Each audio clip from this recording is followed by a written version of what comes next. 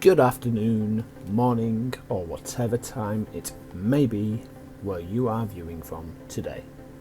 Welcome to the video where I take you all the way to Thailand for a delicious, rich flavoured and beloved dish, Kra Pao, served with a crispy fried egg, otherwise known as a Khai Dow. Throughout this recipe, give me a comment below. What's your favourite Thai inspired dish?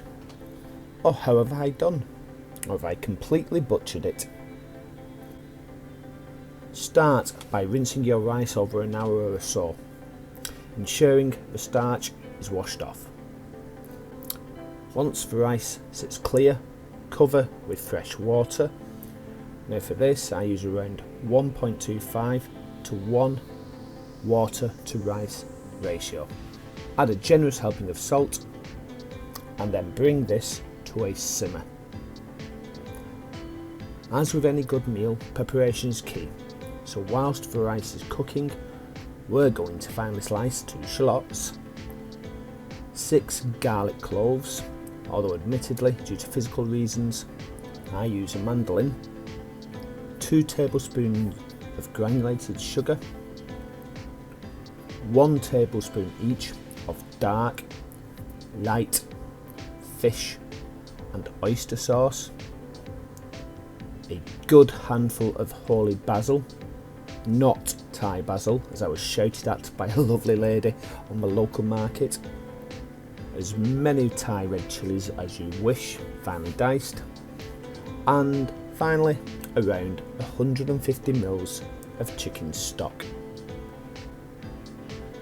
Whilst preparing the ingredients for the dish, let's briefly indulge our senses and take a step back and explore the history behind this iconic dish.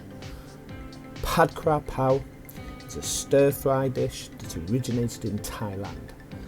Its roots trace back to the streets of Bangkok, where it quickly became a staple of Thai cuisine.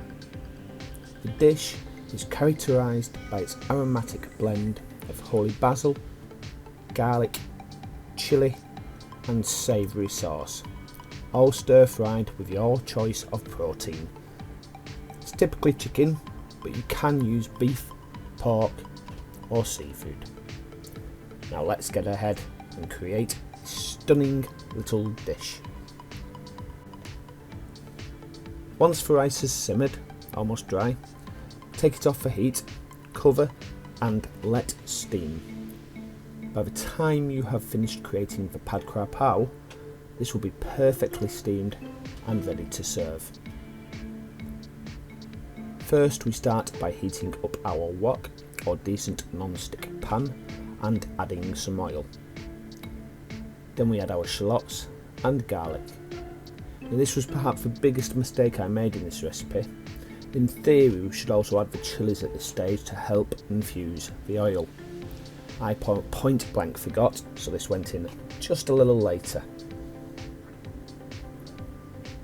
Once the garlic and shallots have softened, we add our protein.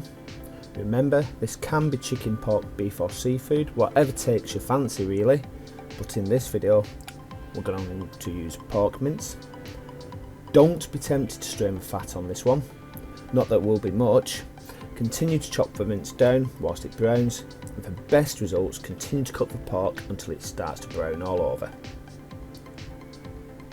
Once everything is nice and brown, or in my case cut at the least, add your sugar, stirring through, your sauces and the chicken stock. Bring this to a simmer and cook until the sauce has reduced. Eventually you have a nice, thick, fragrant, sweet and spicy sauce that coats the meat. You may wish to add some MSG at this point. Why not? I did. Stupidly, my camera turned off at this point, but whilst I prepared the crispy fried egg, I tossed through the meat the holy basil that I'd chopped, leaving it to temper whilst finishing up the dish. The peppery aromatic flavour really does elevate this dish. And there you have it, pad Kra Pao, ready to be enjoyed with boiled rice and a crispy fried egg on top. With its bold flavours and fragrant aromas, pad Kra Pao is sure to tantalise your taste buds and transport you to the bustling streets of Thailand. Don't forget, wherever or whenever you're viewing this video, give it a thumbs up, a comment below, share and subscribe, or if on social media, a follow. If you're on YouTube, do click the links to the right to see more of my delicious recipes. And don't forget to give the notification bell a ring to be informed of future content. The only thing left to do is comment below. What's on your plate this evening? See you next episode.